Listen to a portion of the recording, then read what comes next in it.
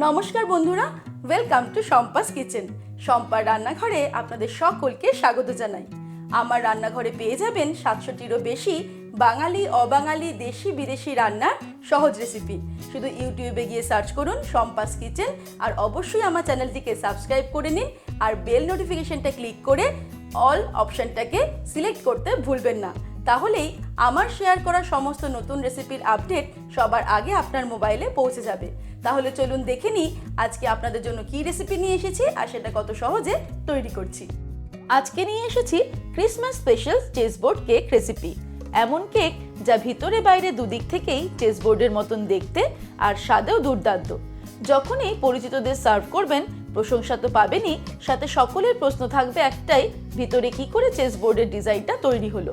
তাহলে চলুন দেখে নিই এই চেসবোর্ড কেক কি করে তৈরি করতে হয়। চেস কেক বানানোর জন্য আমি সবার প্রথমে নিয়ে নিয়েছি দুটো কেক, একটা চকলেট স্পঞ্জ কেক, একটা ভ্যানিলা স্পঞ্জ কেক।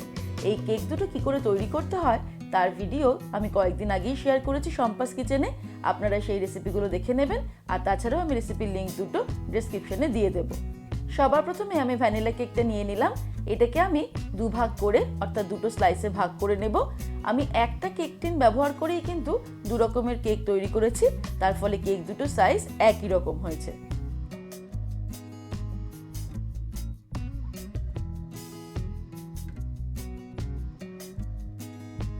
একইভাবে চকলেট স্পঞ্জ কেকটাকেও দুটো ভাগে ভাগ করে নেব, দুটো স্লাইসে কেটে নেব। আর খেয়াল রাখতে হবে চারটে স্লাইসের থিকনেসটাই যাতে সমান হয়।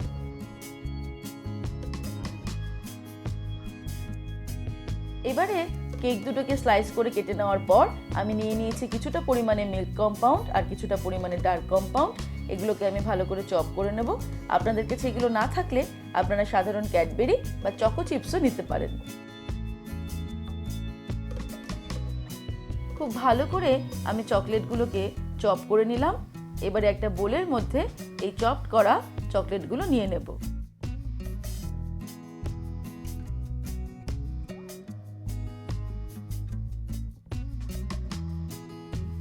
সামান্য চকলেটটাকে ছড়িয়ে দিলাম, তারপর এর মধ্যে নিয়ে নেব গরম দুধ, আর 10 মিনিট এটাকে রেখে দেবো যাতে চকলেটটা দুধের মধ্যে সম্পূর্ণ মেল্ট হয়ে যায়।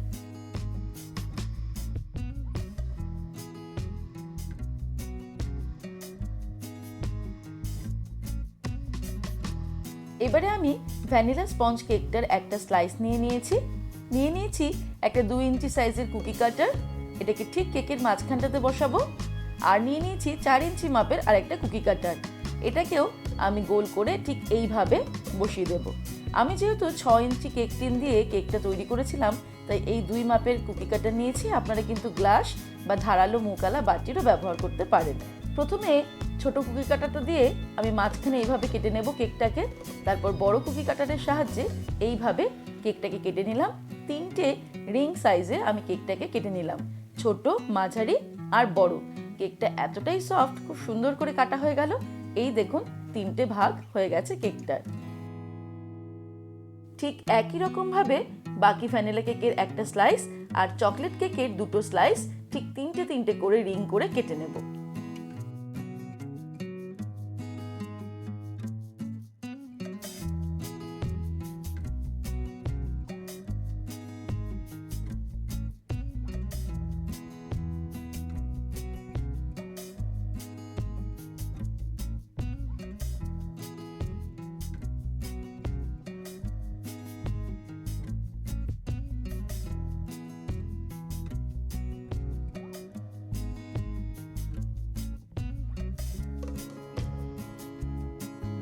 এবারে আমি সুগার সিরাপ তৈরি করে নেব।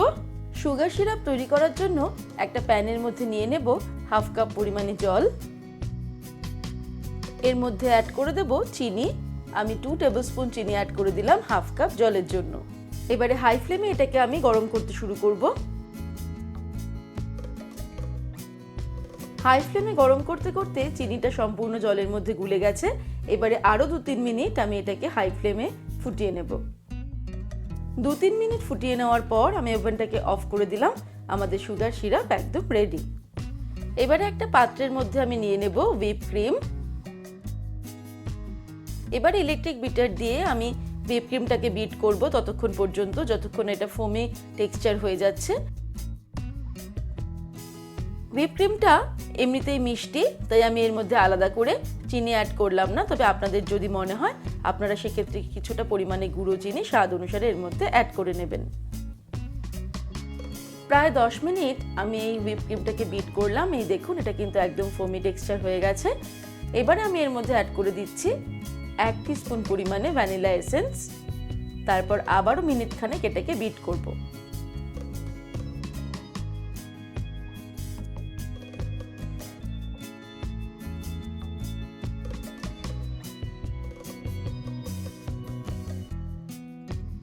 কেক ডেকোরেশনের জন্য আমাদের হুইপ ক্রিম একদম রেডি। এবার আমি কেকটাকে রেডি করে নেব। এবারে কেক টপিং এর কাজ শুরু করব, তাই নিয়ে নিলাম একটা কেকের বোর্ড। কেক বোর্ডের ঠিক মাঝখানে কিছুটা হুইপ ক্রিম দিয়ে দিলাম যাতে কেকটা সেট হয়ে যায়। তারপরে চকলেট স্পঞ্জ কেকের ছোট্ট একটা পিস আমি ঠিক মাঝখানে সেট করে দিলাম। এদিকে চকলেটটাও মেল্ট হয়ে গেছে খুব সুন্দর করে, এই দেখুন। তারপর একটা ব্রাশের সাহায্যে আমি কেকের চারিদিকে এই চকলেটটা ভালো করে ব্রাশ করে লাগিয়ে দেব।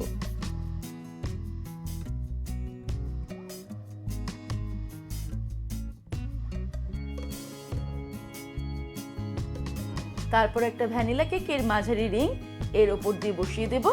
এই চকলেটটা কিন্তু আমাদের গ্লুয়ের কাজ করবে, তাই জন্য আমি চকলেটটাকে ব্রাশ দিয়ে লাগিয়ে নিয়েছি।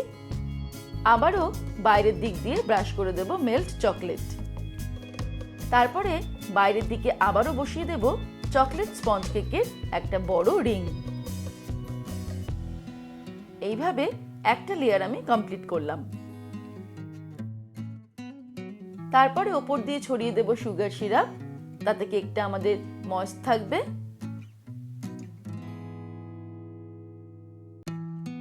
তারপরে এর ওপর দিয়ে আমি চকলেটটাকে স্প্রেড করে দেব। ফার্স্ট লেয়ারে আমি চকলেট কেকের মাঝখানের পোর্শনটা দিয়েছিলাম, এবারে কিন্তু ভ্যানিলা কেকের মাঝখানের পোর্শনটা দিতে হবে। একইভাবে বাইরের দিকে লাগিয়ে দেব চকলেট। তারপর অল্টারনেটিভ ওয়েতে দিয়ে দেব চকলেটের রিং। তারপর এর চারিদিকেও লাগিয়ে দেব কিছুটা পরিমাণে চকলেট।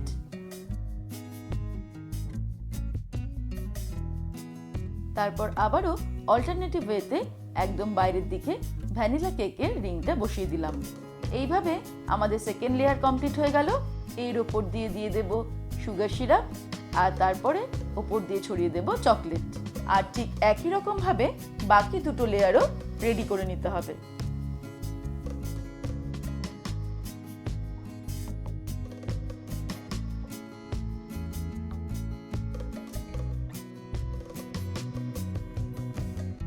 ব্যাস, আমাদের 4টে লেয়ার কমপ্লিট হয়ে গেল। আমি অল্টারনেটিভ ওয়েতে লেয়ারগুলো তৈরি করে ফেললাম। এবার চলে যাব পরের স্টেপে।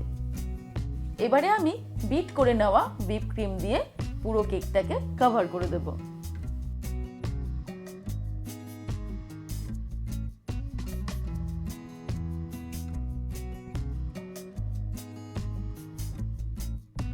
হুইপ ক্রিম দিয়ে আমি পুরো কেকটাকে কভার করে নিয়েছি সুন্দর করে। এবার এটাকে ফ্রিজে রেখে দেব 1 ঘন্টা সেট হওয়ার জন্য। তারপর ফিরে আসছি। 1 ঘন্টা হয়ে গেলে ফ্রিজ থেকে কেকটাকে বার করে সঙ্গে সঙ্গে এই ঠান্ডা কেকের ওপর দিয়ে আমি ঢেলে দেব মেল্ট হওয়া চকলেট। এই দেখুন চকলেটগুলো চারিদিক দিয়ে কেমন গড়িয়ে গড়িয়ে পড়ছে, তাতে সুন্দর একটা ডিজাইনও হচ্ছে, আর সাথে কেকের ওপরটাও চকলেট দিয়ে কভার হয়ে গেল। আমি এবার এটাকে রেখে দেব আবারও ফ্রিজে 2 ঘন্টার জন্য, যাতে চকলেটটা জমাট বেঁধে যায়। তারপর ফিরে আসছি। 2 ঘন্টা পর ফ্রিজ থেকে বার করে আমি নিয়ে নিয়েছি একটা ছুরি। এবার এই ছুরিটার পিছন দিকটা দিয়ে আমি এই কেকটার উপরে চেস বোর্ডটাকে ড্র করার চেষ্টা করব। সবার প্রথমে মাঝখান বরাবর একটা লাইন ড্র করে নিলাম। তারপরে এর পাশ থেকে আরও একটা লাইন ড্র করব। যে গ্যাপটা মেনটেন করব আমাদের খেয়াল রাখতে হবে সেই গ্যাপটা সবসময় ঠিক যেন থাকে।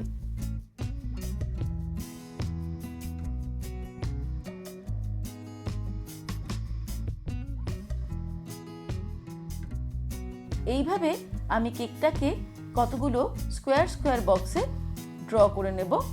তারপর আমরা চলে যাব পরের স্টেপে।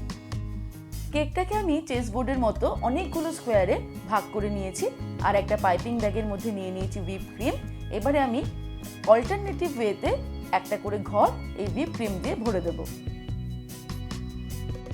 যেরকম চেস বোর্ডের একটা ঘর সাদা আর একটা ঘর কালো থাকে, সেরকম আমাদের এটাকে রেডি করতে হবে। আমি এখানে কালোর পরিবর্তে চকলেট কালার রাখছি আর হোয়াইট রাখছি হুইপ ক্রিম। এই কাজটা করতে একটু সময় লাগবে, তাই ধৈর্য নিয়ে একটু করতে হবে, তবে এটা কমপ্লিট হয়ে গেলে দেখতে দারুণ লাগবে। সময় নিয়ে ধৈর্য ধরে আমি কেকটাকে তৈরি করে ফেললাম। চেস বোর্ড কেক কিন্তু আমাদের রেডি হয়ে গেল। এবারে এর ভেতরটা কেমন হয়েছে চলুন দেখি। তৈরি হয়ে গেল খুব সহজে দুর্দান্ত দেখতে ও দুর্দান্ত স্বাদের চেস বোর্ড কেক। এবারে চটপট এই ক্রিসমাস স্পেশাল চেস বোর্ড কেকটা বানিয়ে ফেলুন আর সকলকে চমকে দিন। তাহলে দর্শক বন্ধুরা, আজকের এই রেসিপি আপনাদের কেমন লাগলো আমাকে ভিডিওর নিচে কমেন্ট সেকশনে কমেন্ট করে জানাবেন। ভালো লাগলে লাইক করার অনুরোধ রইল, আর বন্ধুদের সঙ্গে কিন্তু অবশ্যই শেয়ার করুন। ভালো থাকবেন, সুস্থ থাকবেন। আমি আবার হাজির হব নতুন নতুন রেসিপির সঙ্গে। নমস্কার।